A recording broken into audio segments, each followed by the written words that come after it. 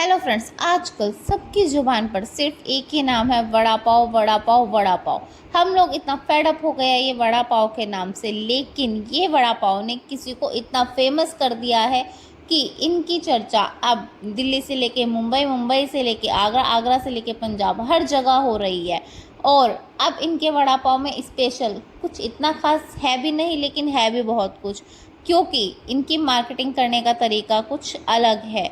अब अलग कैसे है? अलग ये है इनकी मार्केटिंग का तरीका कि इन्होंने और लोगों से, सबसे पहली बात तो दिल्ली में कुछ अलग सोचा। अलग सोचने के लिए भी हमें हौसला चाहिए होता है। जहाँ दिल्ली में वड़ा पाव को कोई भी घास नहीं डालता था, हम लोग क्या सोचते हैं, सिर्फ बंद ही तो है। हम लोग पसंद करते हैं बर्गर, वो एकदम ठेले वाला बर्गर स्टाइल। लेकिन इन्होंने क्या किया, अपने आप को इतना काबिल कर लिया, इस चीज़ में इतना फेमस कर लिया कि अब सब ने इनके यहाँ पे भीड़ लगा ली है। क्या ये भीड़ ज़्यादा दिन चलेगी? मुझे वैसे ऐसा लगता तो नहीं है, क्योंकि सबके दिन आते हैं। अब ये तो आजकल इंस्टाग्राम रील का कमाल है कि कोई भी 4 दिन में आता है, आगे बढ़ जाता है, और फिर उसके बाद क्या होता है वो आप और मैं सब जानते हैं। सब ने बाद में सबको रोते हुए देखा है, सबको याद है कि पहले तो खूब अच्छा लगता है।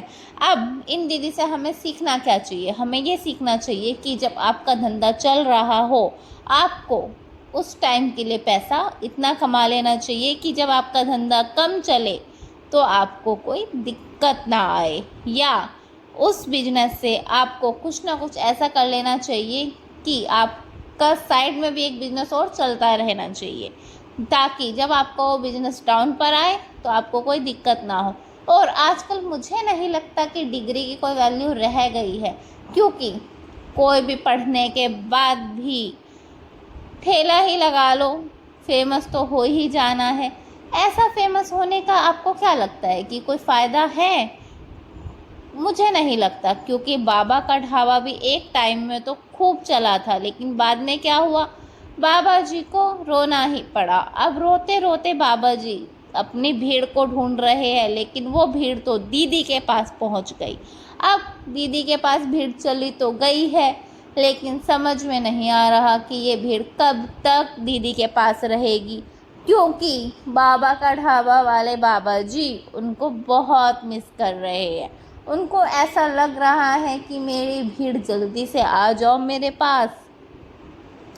अब वहीं आपको बीटेक पानीपुरी वाली दीदी भी याद होगी।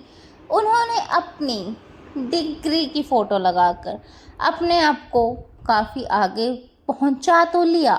उन्होंने इतने आउटलेट को अपनी फ्रेंचाइजी दे दी, जितने तो उनके खुद के आउटलेट पे आजकल कस्टमर नहीं आते।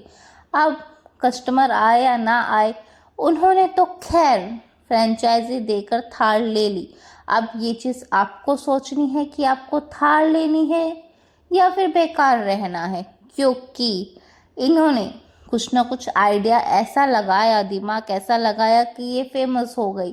फेमस होने के लिए वैसे आजकल ज़्यादा कुछ है भी नहीं, फेमस तो कोई भी हो जा रहा है। ओरी ओरी सिर्फ हाथ रख के फ़ोटो खींच के भी 20-30 लाख रुपए ले लेता है, फेमस तो वो भी हो जाता है। लेकिन ये कम से कम फेमस होने के लिए कुछ खिला तो रही है, वो तो कुछ खिलाता भी नहीं है, सिर्फ अपने मोबाइल के कवर दिखाता रहता है और फेमस हो जाता है। तो फेमस होना बड़ी बात नहीं है, सिर्फ अपने आप को कैसे फेमस करना है ये बड़ी बात है, और फेमस होने के लिए उस जगह पर कैसे टिके रहना है ये सबसे बड़ी बात है। क्योंकि